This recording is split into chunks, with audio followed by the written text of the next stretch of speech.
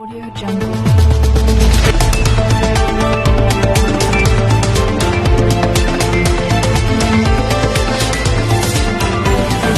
Bonjour, bienvenue à l'émission Flash Info Afrique sur Diaspo Interaction. Aujourd'hui, je suis en compagnie de ma collaboratrice de l'émission Plein Phare, Madame Diarra. Bonjour. Bonjour, Abakar, bonjour. Merci d'accepter l'invitation à l'émission Flash Info Afrique. À la une, cette semaine, nous allons vous parler des candidatures à l'élection présidentielle en Côte d'Ivoire. Nous allons vous parler encore de la crise malienne, des inondations au Sahel, du franc CFA qui fait toujours parler de lui et faire un focus sur la crise libyenne et ses conséquences dans la sous-région.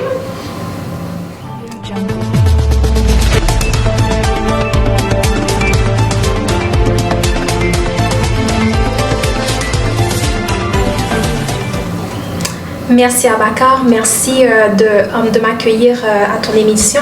Alors, on va commencer avec la situation en Côte d'Ivoire. Ce lundi, le 14 septembre, le Conseil constitutionnel a rendu public la liste des candidats retenus à l'élection présidentielle du 31 octobre prochain. Alors Abakar, est-ce que vous pouvez nous en dire plus? Oui, depuis hier... le Conseil constitutionnel a retenu 4 candidatures.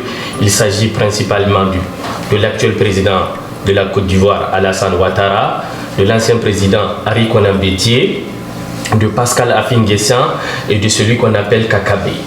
Donc ces 4 candidatures ont été retenues sur une liste de 44 candidatures et plusieurs candidatures ont été rejetées et des candidatures de pointe. Il s'agit principalement de l'ancien président de la Côte d'Ivoire, Laurent Gbagbo, qui était détenu à La Haye. Il s'agit de l'ancien Premier ministre Guillaume Soro et de plusieurs autres candidatures. Alors Abakar, vous avez mentionné que plusieurs candidatures ont été rejetées et ce sont quand même des poids lourds de l'opposition. Alors, est-ce que vous pensez que c'est une prémisse à une future crise politique? On ne le souhaite pas. Comme on le dit toujours, la Côte d'Ivoire est un moteur économique de la sous-région ouest-africaine, mais quand même on a une crise à l'horizon qui s'en vient parce que des candidatures comme Guillaume Soro, l'ancien président Ouattara, M. Koulibaly qui est suivi par une jeunesse sur Internet sont des candidatures de pointe. Et même aujourd'hui, la Cour africaine des droits de l'homme a rappelé la Cour constitutionnelle ivoirienne à l'ordre pour leur dire de permettre à Guillaume Soro de se présenter. Car les raisons qui ont été avancées pour le rejet de sa candidature, pour eux, ne tiennent plus. Ok, alors on va garder cette situation en vue. Dans une prochaine émission, nous allons réen parler. En parlant d'évolution, nous savons qu'il y a eu au Mali une situation concernant le coup d'État de l'ancien président Ibrahim Boubacar Keïta. Alors, c'est quoi la situation au Mali présentement? Est-ce qu'il y a eu une évolution?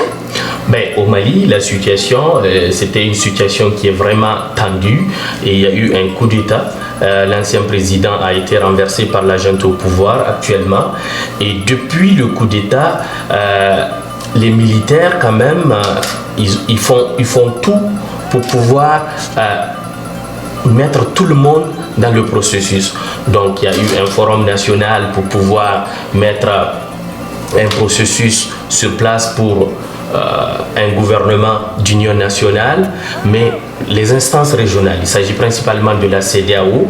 Donc les militaires ont fait un tour à Niamey au Niger pour rencontrer l'ancien président de la CEDEAO, mais l'embargo a été retenu. Et même aujourd'hui, ces militaires se sont déplacés à Accra au Ghana pour rencontrer le président actuel de la CEDEAO, qui est le président du Ghana, pour pouvoir arrêter ces embargos, parce que depuis le coup d'État, cet organisme sous-régional, la CEDEAO, fait un embargo financier et vraiment toutes les frontières sont fermées, le pays s'asphyxie. l'exigence ultime de la CEDEAO, c'est que la future personne qui va faire la transition au pays, qui ne doit pas dépasser 1 an, doit être un civil. Donc le président de la transition doit être un civil, le premier ministre doit être un civil. Alors que la population malienne aimerait bien que la junte au pouvoir, les militaires restent au pouvoir parce qu'ils ont plus confiance aux militaires. On va voir ce que ça va donner, mais on espère qu'on va pouvoir trouver une solution qui va répondre aux besoins de la population malienne, parce que ce qu'il faut considérer, c'est l'intérêt de cette population. Que ce soit des instances sous-régionales ou internationales, on doit mettre en avant l'intérêt de cette population.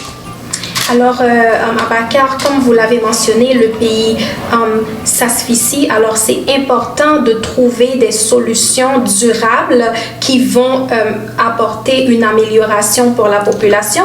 Mais en parlant de ça, récemment, il y a eu le décès d'un ancien président malien. Oui, l'ancien président malien Moussa Traoré, on a appris son décès aujourd'hui, paix à son âme. C'est quelqu'un qui a marqué la politique dans ce pays, et même récemment la junte au pouvoir, ceux qui ont fait le coup d'État sont allés se renseigner auprès de lui, prendre des conseils comme un vieux sage. C'est quelqu'un qui est là, il a marqué la politique malienne, on ne peut que lui souhaiter paix à son âme. Alors qu'il repose en paix. Jangi.com, your African food store and online services. We provide home delivery for African products such as Miondo, Ndole, Chikwanga, Bobolo, beans, Maniok. Our teams also take care of cleaning your houses, businesses, and other premises. And our hairdresser comes to you for all your hair needs. With Njangi Online, you are served immediately. Contact us at 647-852-5217. 647-852-5217. La situation au Mali est à suivre également. Nous allons en parler dans une prochaine émission. L'année 2020, en fait, on dirait que les problèmes n'en finissent pas, parce que récemment, il y a eu également des inondations au Sahel qui ont fait plus de 200 morts et 1 million de déplacés. Abakar, qu'est-ce que vous pouvez nous en dire à propos? Ben, ces inondations, c'est dans tout le Sahel. Ça part du Sénégal, le Burkina Faso, le Niger, le Nigeria jusqu'au Soudan. Donc c'est des inondations qui sont dues, selon les experts, par des changements climatiques, par de l'urbanisation mal planifiée. Les villes ont grandi, la population a cru, donc les gens s'installent dans des bas-fonds. Ce qui fait que dans ces pays, les cours d'eau montent et des villes entières ou même des quartiers entiers sont vraiment dévastés. Et ça fait des milliers jusqu'à 1 million de déplacés quand on compile tous ces pays. Et il va falloir que le continent se dote d'un plan d'urbanisation pour pouvoir éviter ce genre de problèmes, parce que c'est des problèmes qui coûtent cher. Il faut trouver des solutions futures, car le changement climatique est là, il va rester. La population africaine croît de plus en plus, et d'ici 2050, le continent va être le premier continent le plus peuplé au monde. Donc il faut des plans d'urbanisation avec des ingénieurs et des spécialistes, et développer des infrastructures qui vont permettre aux gens de vivre dignement. En effet, il n'y a pas eu seulement des morts et des déplacés. Il faut aussi considérer les pertes économiques. Alors, ce qui rend les populations vulnérables encore plus vulnérables. Alors, comment les dirigeants de ces pays vont faire pour s'en sortir? Parce que quand même, les conséquences du changement climatique, si on ne fait pas quelque chose, les inondations vont continuer. Oui, vous avez parfaitement raison, Dara. Les conséquences sont énormes. Et présentement, c'est estimé à des milliards de francs CFA dans plusieurs pays. Et la population souffre. Présentement, il y a plusieurs plusieurs organisations qui essayent d'aider les pays pour pouvoir nourrir ces populations, parce que présentement la situation dans la plupart des pays, que ce soit au Burkina Faso, au Sénégal, au Soudan, à Khartoum, la capitale est inondée. Qu'est-ce qui se passe? C'est que les populations sont relogées dans des écoles où il n'y a pas d'inondation et tout, mais dans la plupart de ces pays, c'est la rentrée scolaire qui s'en vient et tout, donc il faut reloger, créer des camps, reloger ces gens, les nourrir. La majorité des diasporas de ces pays sont en train de s'organiser pour pouvoir aider du mieux qu'ils peuvent, mais une grande réflexion doit être faite pour que ces genres de problèmes ne se répètent pas d'année en année. Exactement, Abakar. J'espère qu'ils vont trouver des solutions durables. Vous avez parlé tantôt du franc CFA. Je sais qu'il y a un mouvement présentement en Afrique contre le franc CFA. Est-ce que vous pouvez nous en dire plus? Oui, le mouvement du franc CFA, ça fait toujours parler de lui. Il s'agit, qui est dirigé par le Kenny Seba, qui est un franco-béninois, qui était basé au Sénégal à cause de ses positions. Il est le premier qui a brûlé un billet de 5000 francs CFA, qui a fait en sorte qu'il a été expulsé du Sénégal et tout. Et présentement, il vit au Bénin. C'est quelqu'un qui a éveillé les consciences et tout. C'est vrai, dans le passé, il y a beaucoup d'articles qui ont été écrits sur le sujet, mais Kenny Seba est l'un des acteurs principaux de ce mouvement. Donc, ils ont lutté pour la libération du continent par rapport à la domination française, parce que, on le rappelle, le franc CFA, c'est vraiment une continuité du franc des colonies françaises qui est sur 16 pays. Et ce franc CFA continue toujours, mais depuis un certain temps, vu le mouvement, on a voulu changer le franc CFA par l'éco, mais dernièrement, le président du Ghana et le président du Nigeria, Buhari, se sont opposés parce que on a voulu arrimer le franc CFA à l'euro. C'était ce que voulait le président ivoirien, qui est coaché par le président français Macron. Donc, pour les deux présidents anglophones de la sous-région, le franc CFA ne doit pas être arrimé à l'euro. Il doit garder sa flexibilité pour permettre aux économies de ces pays africains de rester compétitives. En effet, le mouvement du franc CFA est quand même très important. C'est également un point à suivre. On ne peut pas terminer l'émission aujourd'hui sans parler du point focus. Il s'agit de la crise libyenne. Abakar, qu'est-ce que vous pouvez nous en dire? La crise libyenne, c'est une très grande crise de géopolitique internationale. Cette crise est l'évératrice de plusieurs problèmes sur le continent. Si on fait un retour au début de cette crise, il y a l'intervention de l'OTAN en Libye en février 2011 qui a conduit à la chute du président Kadhafi.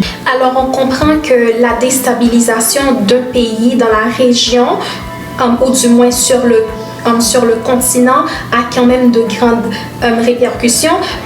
On espère que les Libyens vont trouver une solution à cette crise-là. Il n'y a pas que des mauvaises nouvelles, il y a aussi des bonnes nouvelles, hein, Abakar? Oui. En effet, il y a les Burkinabés qui sont en train de lancer une satellite. Alors, Abakar, qu'est-ce que vous pouvez nous en dire à propos? Oui, Dara, comme vous l'avez dit, il n'y a pas que des mauvaises nouvelles en Afrique. On a appris cette semaine qu'il y a le Burkina Faso, un pays en Afrique de l'Ouest. Ils sont en train de lancer leur premier satellite qui va leur permettre de pouvoir avoir plus de données et d'autonomie. Et on a parlé tantôt des inondations. Ils ont dit que ça va leur permettre d'avoir des données, des précisions plus réelles, contrôler les télécommunications et tout. C'est un exemple que beaucoup de pays africains peuvent suivre. On a parlé tantôt de la Libye. La Libye était le premier pays qui a lancé un satellite continental pour assurer l'autonomie des télécommunications du continent. Alors j'espère que ce projet va voir le jour, puis qu'il va contribuer au développement de la région. Alors merci Abakar, merci de m'avoir accueilli à ton émission. Merci d'accepter l'invitation et il sera toujours un plaisir pour moi de t'accueillir ici et de parler de la situation géopolitique en Afrique. Je sais que le dimanche, tu as une émission. Vous allez parler de quoi dans cette émission? Oui, Abakar. En fait, ce dimanche, on va parler d'un sujet hyper intéressant, hyper important. Il s'agit de l'impact des finances dans les couples issus des communautés culturelles.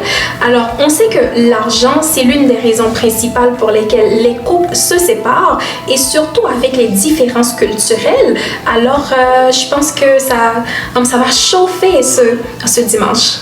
C'est un sujet qui tombe vraiment à pic parce que je pense que l'éducation financière est importante pour les gens qui viennent d'ailleurs parce qu'on n'a pas les mêmes cultures et je pense que quand on va avoir plus de clés pour pouvoir affronter cette société capitaliste, ça peut beaucoup nous aider parce que même moi, personnellement, si j'avais eu des conseils dans ce sens quand j'étais arrivé, ça allait être intéressant.